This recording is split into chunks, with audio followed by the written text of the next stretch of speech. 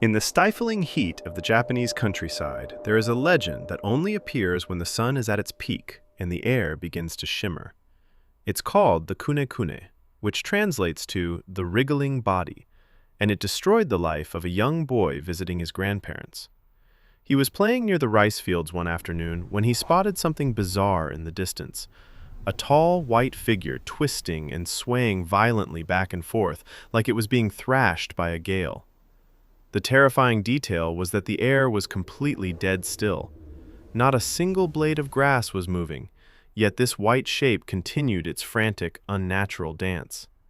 The boy assumed it was a scarecrow, but it moved with a fluid motion that no object should have, so he called his older brother over to take a look. His brother grabbed a pair of binoculars and focused on the writhing shape, and that was his fatal mistake.